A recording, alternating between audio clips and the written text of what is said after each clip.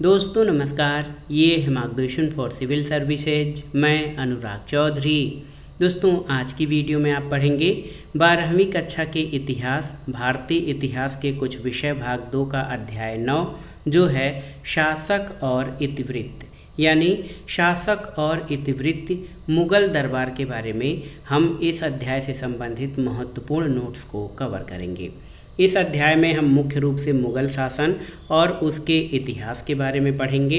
मुगल शासन की स्थापना बाबर द्वारा दिल्ली सल्तनत के आखिरी राजा इब्राहिम लोदी को हराकर की गई और दिल्ली सल्तनत की तरह ही मुगल शासन भी एक मुस्लिम शासन था और इन शासकों ने लंबे समय तक भारत पर राज किया था। तो इस वीडियो में हम विशेष रूप से मुगल दरबार और मुगल शासन से संबंधित सभी महत्वपूर्ण तथ्यों के बारे में जानेंगे। मुगल शासन या मुगल शासन का संस्थापक कौन रहा, तो आप जान लीजिए। भारत में मुगल शासन का संस्थापक बाबर था। बाबर के पूर्वज मध्य एशिया में स्थित फरगना के शासक थे। बाबर के पिता का नाम उमर शेख मिर्जा और माता का नाम कुतलुग निगार खानम था। बाबर के पिता तैमूर वंश से संबंधित थे, जबकि उसकी माता चंगेज खां के वंश से संबंधित थीं।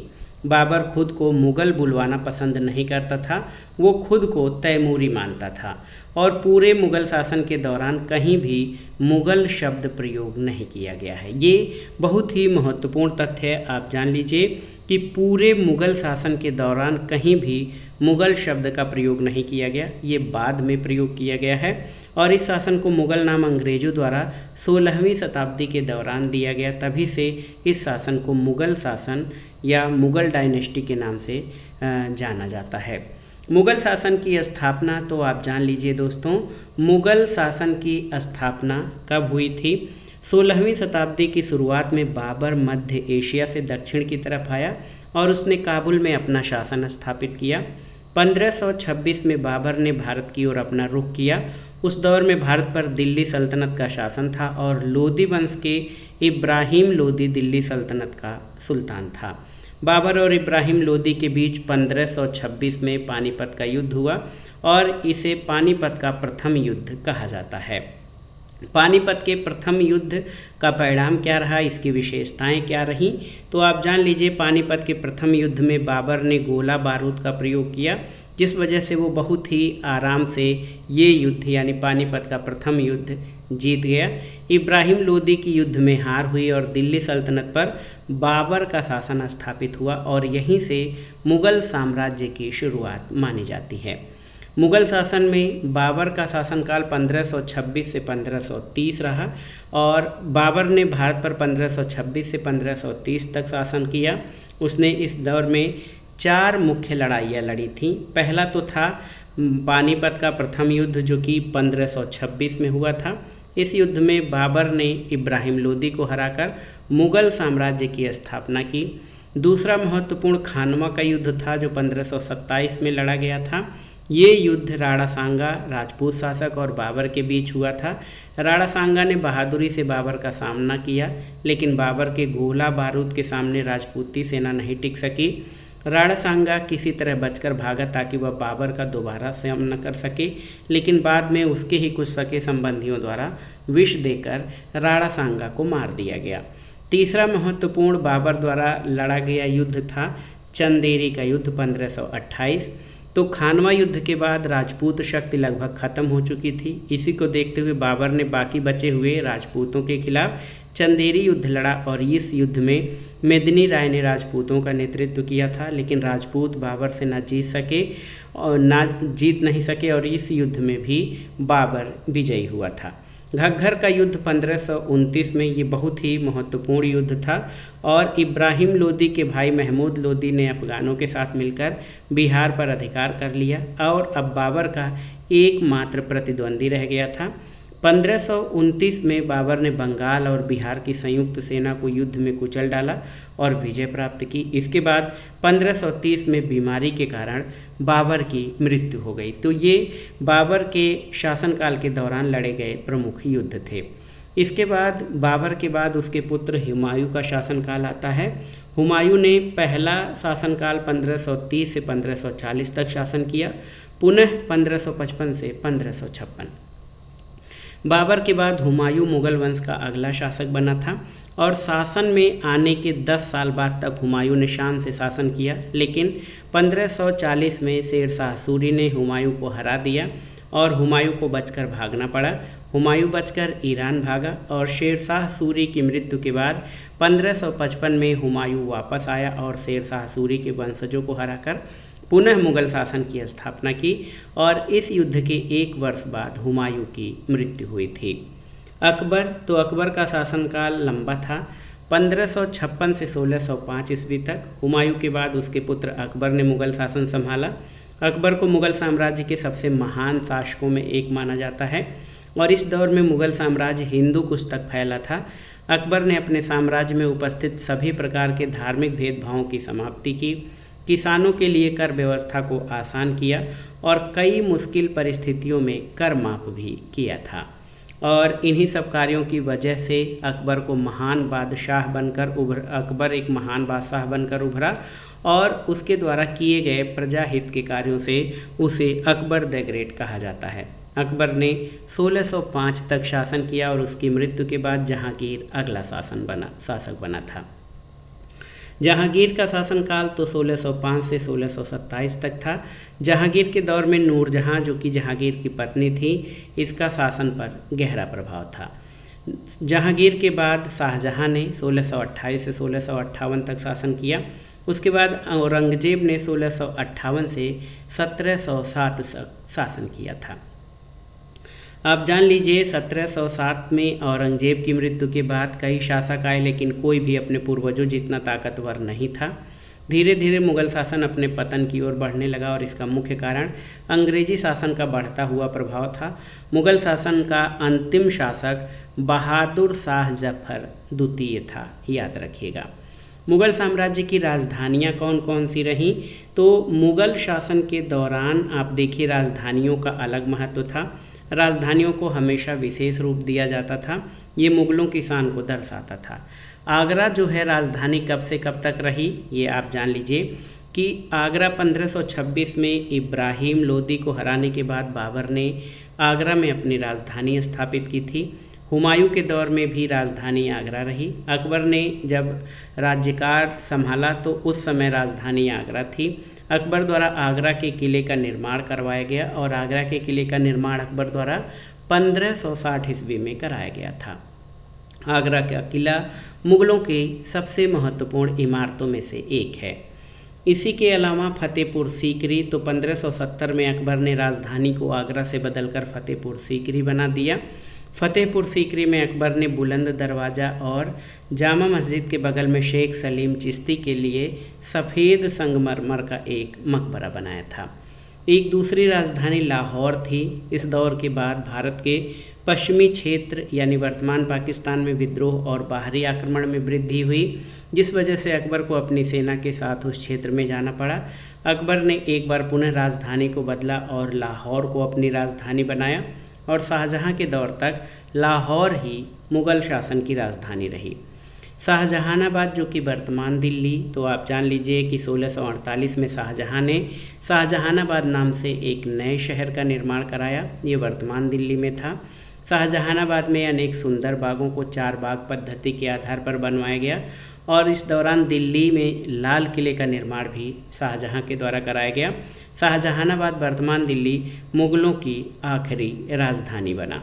सभी मुग़ल शासकों ने सदैव अपनी राजधानियों में बड़ी बड़ी और सुंदर इमारतों का निर्माण कराया और ये दर्शाता है कि मुग़ल शासक राजधानियों को अपने शासन का हृदय स्थल और शासन का प्रमुख केंद्र मानते थे।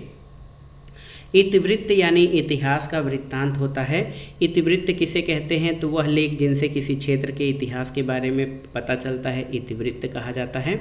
मुग़ल साम्राज्य के सभी इतिवृत्त पांडुलिपियों के रूप में मिलते हैं। पांडुलिपियाँ यानी हस्तलिखित जो है लेख, यानी वो सभी लेख जो हाथों से लिखे जाते हैं पांडुलिपि या मैन्युस्क्रिप्ट कहलाते हैं।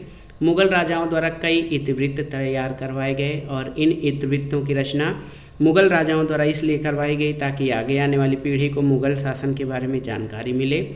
इन सभी इतिवृत्तों से मुग़ल साम्राज्य के बारे में कई महत्वपूर्ण जानकारियाँ मिलती हैं।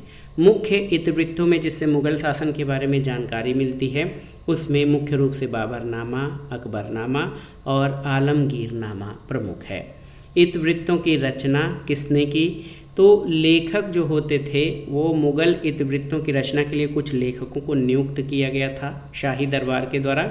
इन लेखकों को दरबारी लेखक कहा जाता था और इन सभी इतिवृत्तों की रचना इन्हीं दरबारी लेखकों के द्वारा की गई थी। इसकी शैली क्या थी? तो जो मुगल इतिहास था उसकी शैली की जो रचना राजा को केंद्र में रखकर की जाती थी। इतिवृत्तों के अंतर्गत लिखी बातें राजा के इर्द गिर्द घूमती थीं।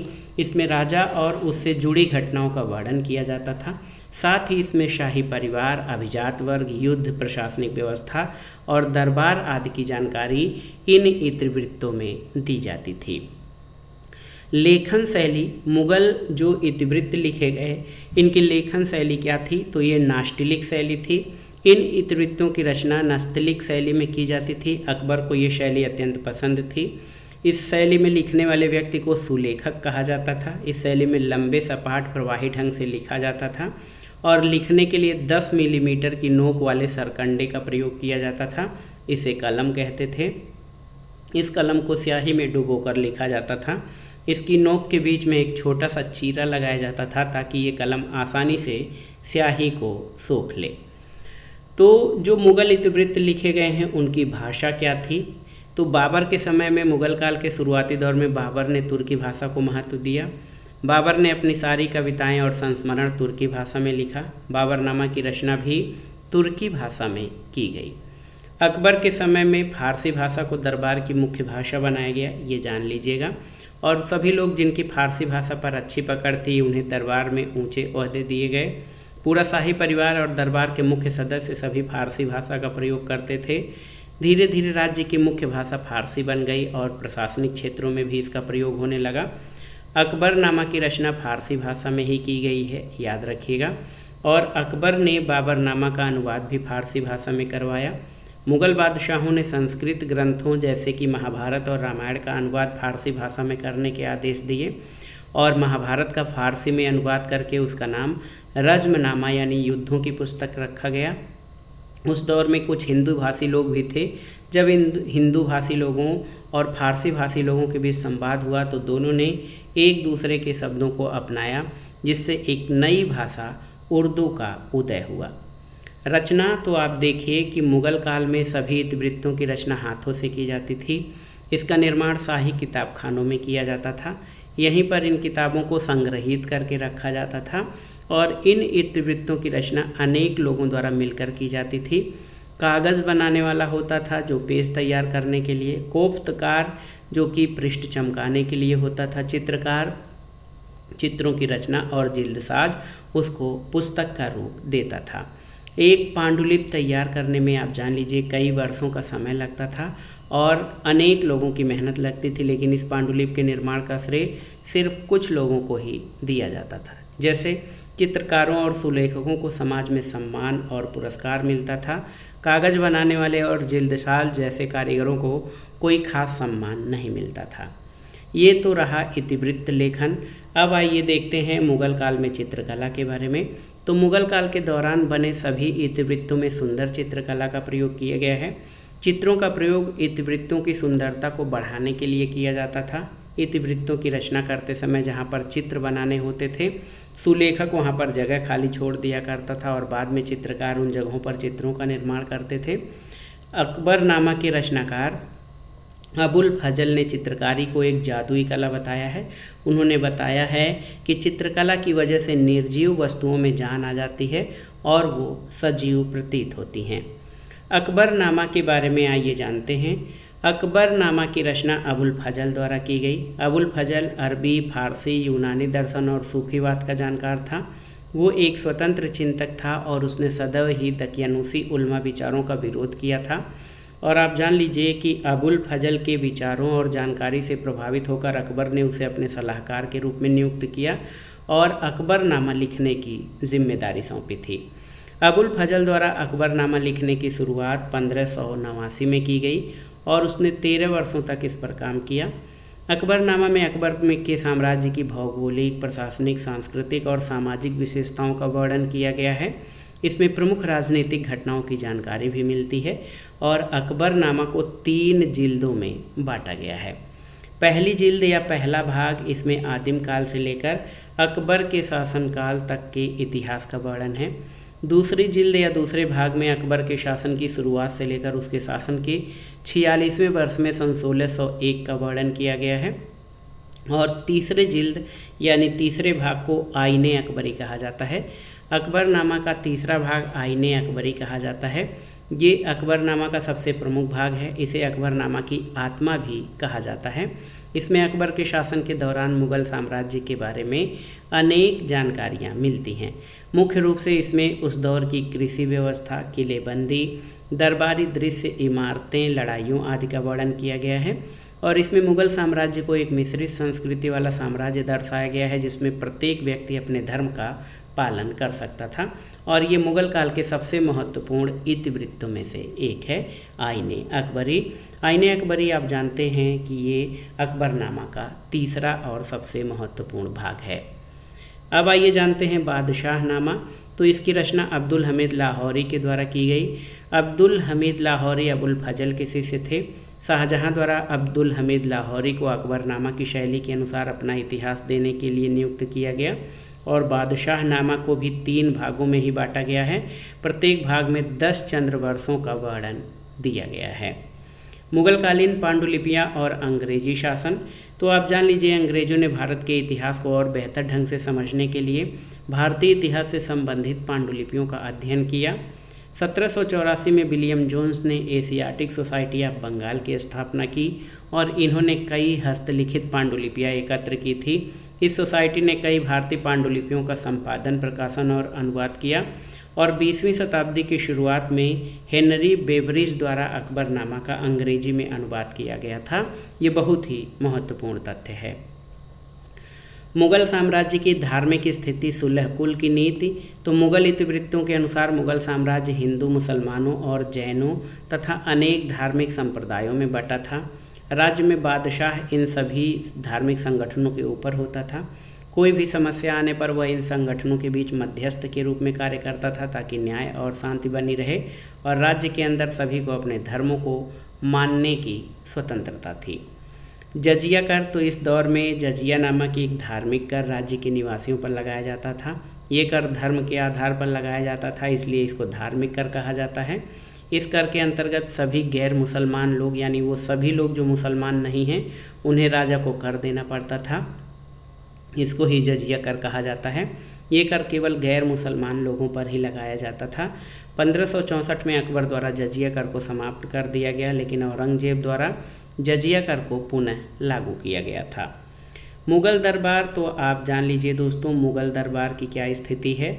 इतिवृत्तों द्वारा मुग़ल दरबार के बारे में कई महत्वपूर्ण जानकारियाँ मिलती हैं, जैसे बादशाह मुग़ल शासन का केंद्र होता था। पूरा शासन उसी के नाम पर चलाया जाता था।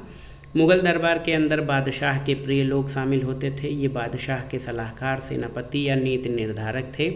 किसी भी व्यक्ति के आसन की बादशाह के सिंहासन से दूरी के अनुसार उस व्यक्ति की हैसियत का पता चलता था।